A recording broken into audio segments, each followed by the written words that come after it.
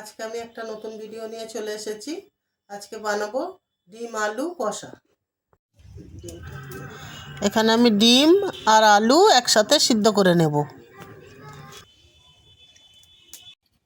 এখানে ডিম সিদ্ধ আছে, ডিম এরকম গাটা চিড়ে চিড়ে নিয়েছি, তাহলে নুন হলুদ ঢুকবে, মশলা ঢুকবে। এখানে আলু সিদ্ধ আছে,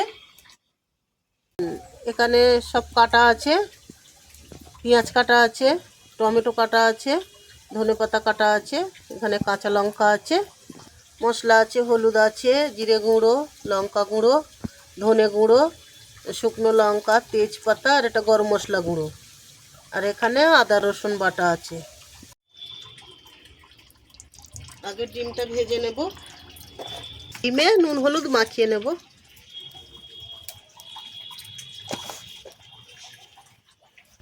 তেল গরম হয়ে গেছে, দিয়ে দেব।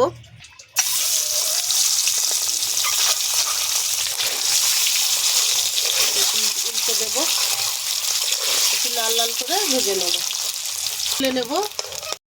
ডিম ভাজা হয়ে গেছে, এবারে কড়াই দেব।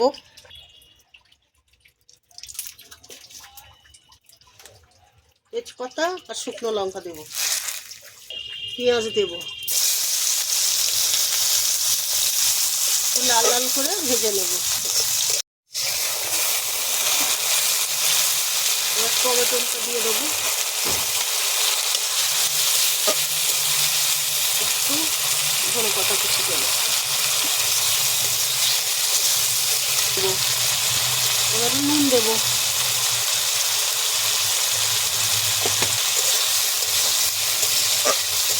এবারে ভালো করে ভাজা ভাজা করে নেবো, তারপরে মশলা দেবো।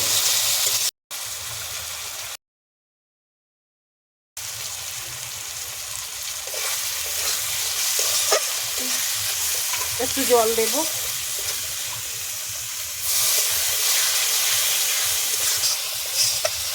এবার আলুটা দিয়ে দেবো।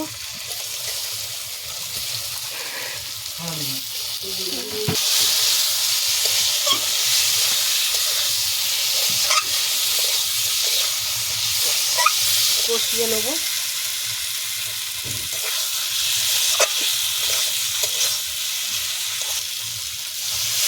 একটু দিয়ে জল দেব,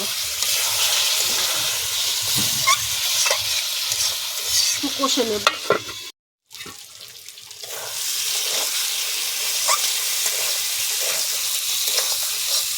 একটু জল দেব,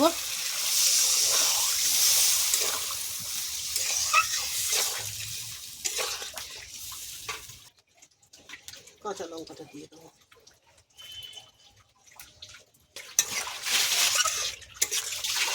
দিয়ে দেবো।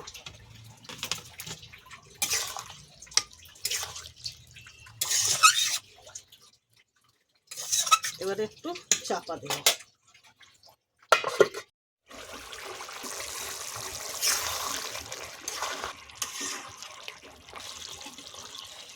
তরকারি হয়ে গেছে, আর একটু গরম মশলা গুঁড়ো দিয়ে দেবো।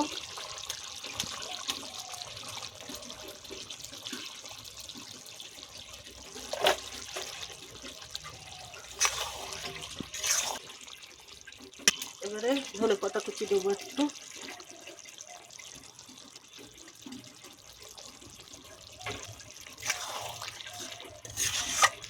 হয়ে গেছে, নামিয়ে নেব।